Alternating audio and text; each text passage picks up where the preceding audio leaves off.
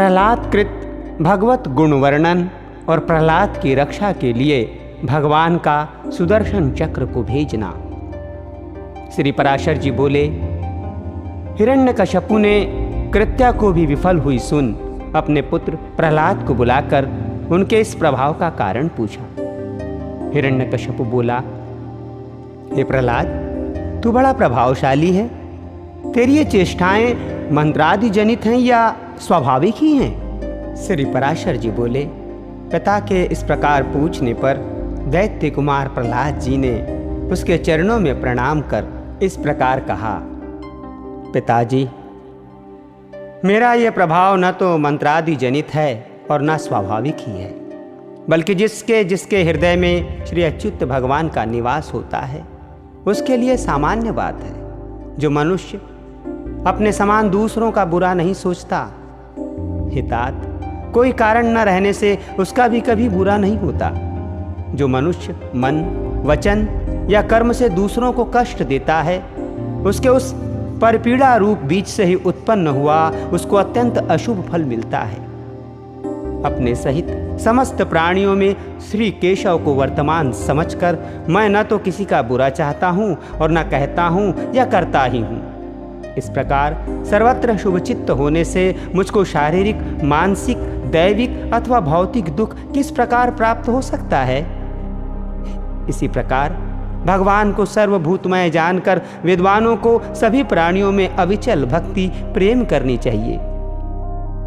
श्री पराशर जी बोले, अपने महल की अट्टालिका पर बैठे हुए उस दैत्यराज ने यह सुनकर क्रोधांध हो अपने दैत्य अनुचरों से कहा, यह बड़ा दुरात्मा है रे, इसे इस 100 योजन ऊंचे महल से गिरा दो, जिससे यह इस पर्वत के ऊपर गिरे और शिलाओं से इसके अंग अंग छिन्न भिन्न हो जाए। तब उन समस्त दैत्य और दानवों ने उन्हें महल से गिरा दिया और वे भी उसके ढकेलने से हृदय में हरि का स्मरण करते करते नीचे गिर गए। जगतकर्ता भगवान केशव के परम भक्त प्रहलाद जी के गिरते समय उन्हें जगदात्री पृथ्वी ने निकट आकर अपनी गोद में ले लिया।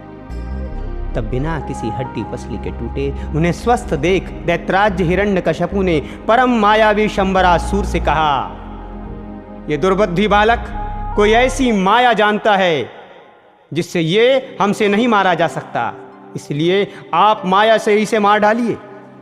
शंबरासुर बोला, हे दैत्येंद्र, इस बालक को मैं अभी मारे डालता हूं।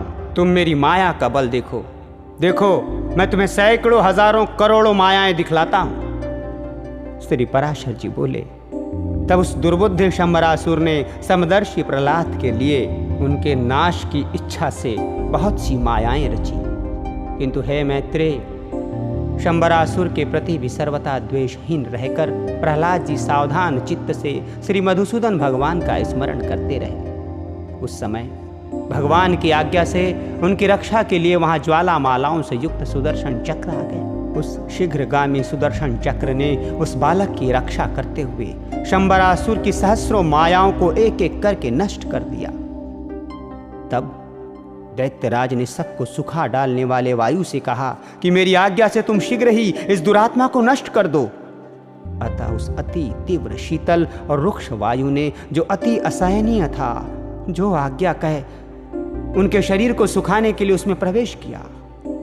अपने शरीर में वायु का आवेश हुआ जान दैत्य कुमार प्रहलाद ने भगवान धरणीधर को हृदय में धारण किया। उनके हृदय में स्थित हुए श्री जनार्दन ने क्रुद्ध होकर उस भीषण वायु को पी लिया, इससे वो क्षीण हो गया। इस प्रकार पवन और संपूर्ण मायाओं के क्षीण हो जाने पर महामति प्रहलाद जी अपने गुरु के घर चले गए। तदनंतर गुरु जी उन्हें नित्य प्रत्यय शुक्राचार्य जी की बनाई हुई राज्यफल प्रदायिनी राजनीति का अध्ययन कराने लगे। जब गुरु जी ने उन्हें नीति शास्त्र में निपुण और विनय संपन्न देखा तो उनके पिता से कहा, अब यह सुशिक्षित हो गया है। आचार्य बोले, हे दैत्यराज, अब हमने तुम्हारे पुत्र को नीति शास्त्र में पूर्णतया निपुण कर दिया है। भृगुनंदन शुक्राचार्य जी ने जो कुछ कहा है उसे प्रहलाद तत्वतः जानता है। हिरण्यकश्यप बोला, प्रहलाद, ये तो बता, राजा को मित्रों से कैसा बर्ताव करना चाहिए और शत्रुओं से कैसा, तथा त्रिलोकी में जो मध्यस्थ दोनों पक्षों के हितचिंतक हों, उनसे किस प्रकार आचरण करें? मंत्रियों, अमात्यों, बाह्य और अंतःपुर के सेवकों, गुप्तचरों, पुरवासियों, जिन्हें जीतकर बलात् दास बना लिया हो, ऐसे दासों तथा अन्य जनों के प्रति किस प्रकार व्यवहार करना चाहिए? हे प्रहलाद, ये ठीक ठीक बता कि करने और न करने योग्य कार्यों का विधान किस प्रकार करें? दुर्ग और आट्विक, जंगली मनुष्य आदि को किस प्रकार वशीभूत करें और गुप्त शस्त्र रूप कांटे को कैसे निकालें? ये सब तथा और भी जो कुछ तूने पढ़ा वो सब मुझे सुना। मैं तेरे मन के भावों को जानने के लिए बहुत उत्सुक हूं। श्री पराशर जी बोले। तब विनय भूषण प्रहलाद जी ने पिता के चरणों में प्रणाम कर दैत्यराज हिरण्यकश्यपु से हाथ जोड़कर कहा, पिताजी, इसमें संदेह नहीं, गुरु जी ने तो मुझे इन सभी विषयों की शिक्षा दी है और मैं इन्हें समझ भी गया हूं, परंतु मेरा विचार है कि वे नीतियां अच्छी नहीं हैं। साम, दाम तथा दंड और भेद, ये सब उपाय मित्रादि के साधने के लिए बतलाए गए हैं। किंतु पिताजी, आप क्रोध ना करें, मुझे तो कोई शत्रु मित्र आदि दिखाई ही नहीं देते।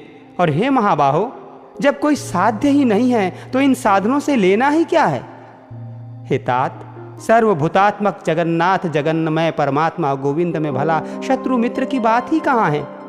श्री विष्णु भगवान तो आप में, मुझ में और अन्यत्र भी सभी जगह वर्तमान है। फिर ये मेरा मित्र है और ये शत्रु है, ऐसे भेदभाव को स्थान ही कहाँ है? इसलिए हे तात, अविद्याजन्य दुष्कर्मों में प्रवृत्त करने वाले इस वाग्जाल को सर्वथा छोड़कर अपने शुभ के लिए ही यत्न करना चाहिए। हे दैत्यराज, अज्ञान के कारण ही मनुष्यों की अविद्या में विद्या बुद्धि होती है। बालक क्या अज्ञानवश खद्योत को ही अग्नि नहीं समझ लेता? कर्म वही है जो बंधन का कारण न हो और विद्या भी वही है जो मुक्ति की साधिका हो। इसके अतिरिक्त और कर्म तो परिश्रम रूप तथा अन्य विद्याएं कला कौशल मात्र ही हैं।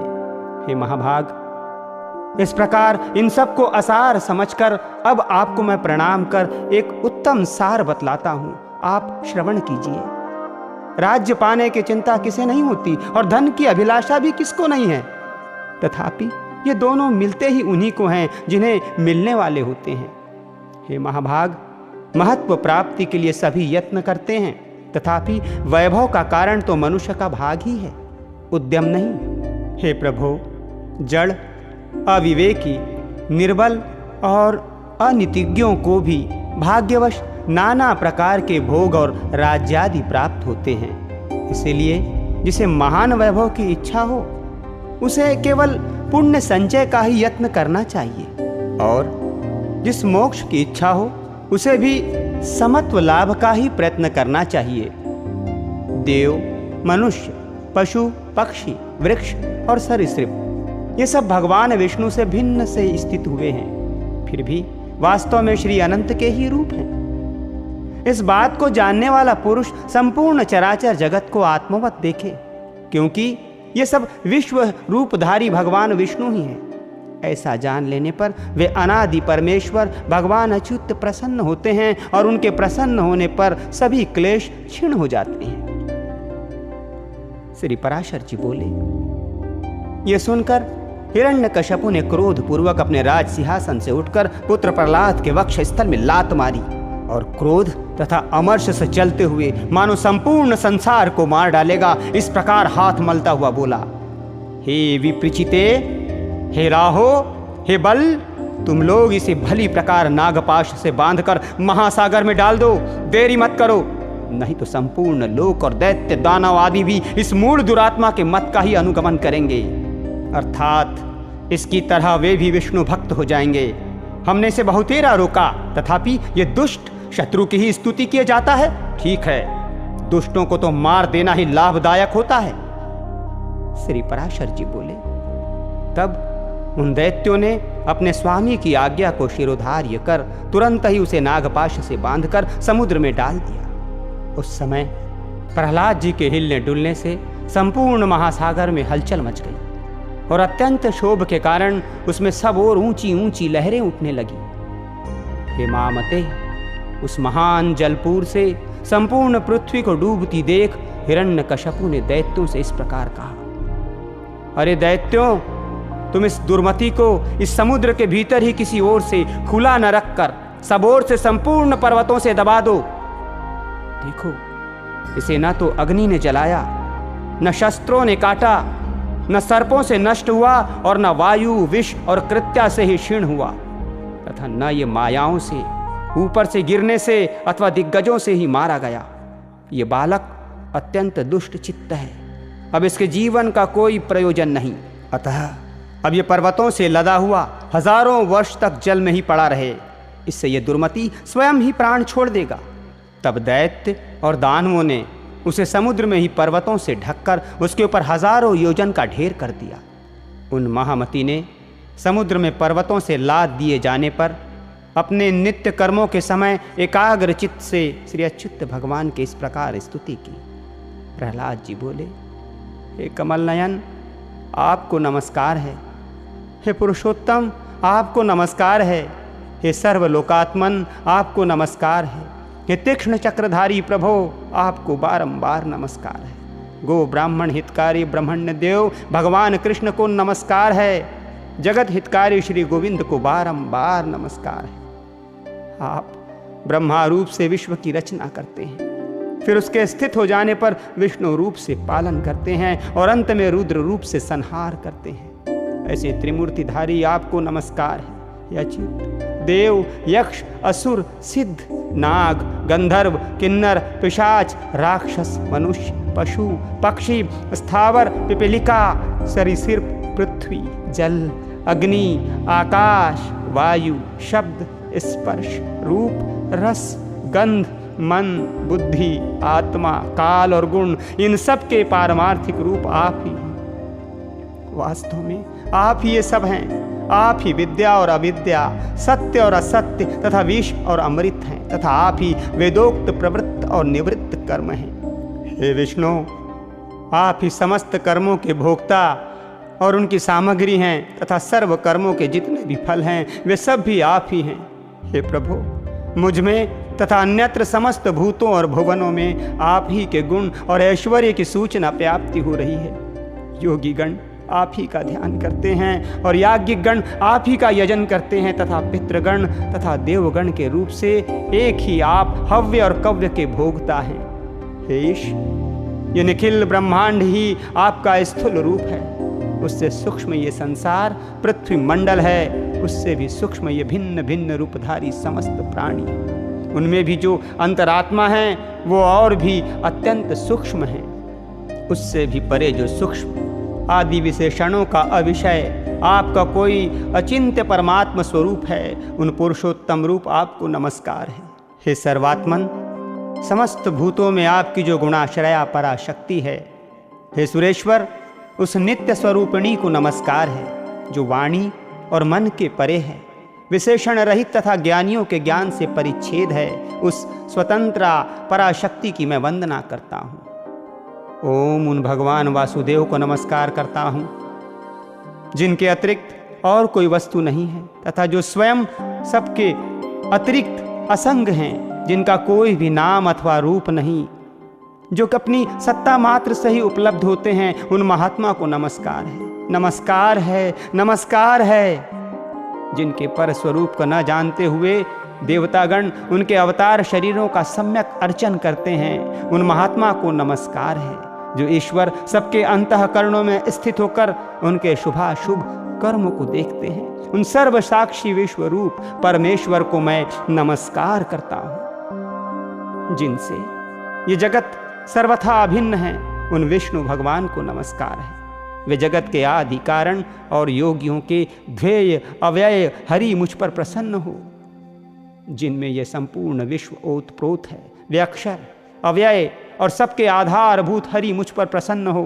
ओम, जिनमें सब कुछ स्थित है, जिनसे सब उत्पन्न हुआ है और जो स्वयं सब कुछ तथा सबके आधार हैं, उन श्री विष्णु भगवान को नमस्कार है। उन्हें बारंबार नमस्कार है। भगवान अनंत सर्वगामी हैं, अतः वे ही मेरे रूप से स्थित हैं।